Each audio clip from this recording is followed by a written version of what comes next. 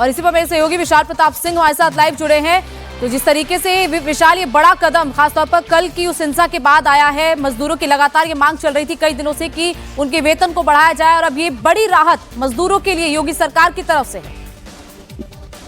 बिल्कुल मोनिका, ये एक बड़ी राहत है मजदूरी संगठनों के लिए और उन लोगों के लिए जो दरअसल वाकई में इसके लिए सबसे ज्यादा जरूरतमंद है। मुख्यमंत्री योगी आदित्यनाथ परसों से ही पूरे मामले को संज्ञान में ले चुके हैं। लगातार उन्होंने डीएम को और वहां के कमिश्नर को इस मामले में आदेश दिए थे कि जो मजदूर संगठन है उनके साथ संवाद स्थापित हो, उनसे बातचीत हो और उनकी जो परेशानियां हो, अगर वो वाकई में जेन्युइन है तो उसका सरकार संज्ञान लेगी। और इसीलिए अब से कुछ देर पहले ये बड़ा फैसला उत्तर प्रदेश सरकार की तरफ से किया गया है। जो वेतन है, जो सैलरी है, जिसको लेकर के ये पूरा संघर्ष हुआ, हिंसक प्रदर्शन हुए, हालांकि उस हिंसक प्रदर्शन में कुछ अराजक तत्वों ने भी माहौल खराब करने की कोशिश की, लेकिन सरकार की तरफ से जो फैसला लिया गया है जिसमें सैलरी को, न्यूनतम वेतन को बढ़ाया गया है, ये माना जाए कि ये आने वाले दिनों में एक मिसाल कायम होगा और नोएडा सहित, गाजियाबाद सहित उत्तर प्रदेश के जो अन्य जनपद हैं उसमें श्रमिकों को, मजदूरों को सीधा लाभ मिलेगा उत्तर प्रदेश सरकार के इस फैसले से। और इस सरकार के फैसले से उत्तर प्रदेश सरकार ने न सिर्फ एक नजीर सेट की है बल्कि उन लोगों को, उन मजदूरों को, उन श्रमिकों को एक बड़ा संदेश दिया है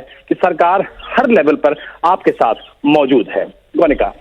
विशाल, ये जिस तरीके से अलग अलग जिलों के हिसाब से क्या सैलरी को बढ़ाया गया है, जिस तरीके से जो जानकारी सामने आ रही है कि नोएडा में सबसे ज्यादा सैलरी बढ़ाई गई है, तो क्या हर जिले को अलग अलग कैटेगरीज में रखा गया? एक बार इसकी भी जानकारी दे दें।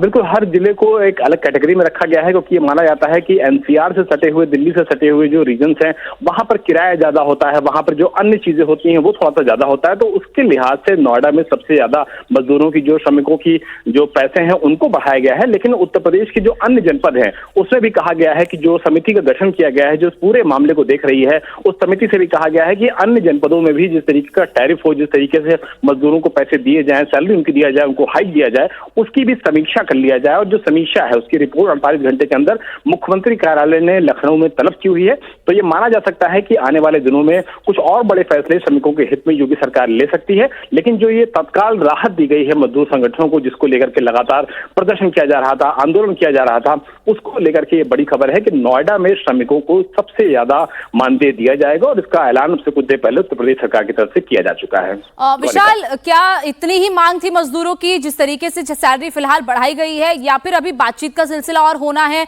और सैलरी इससे ज्यादा बढ़ सकती है, या ये अंतिम फैसला लिया गया है मजदूर संगठनों से बात करने के बाद?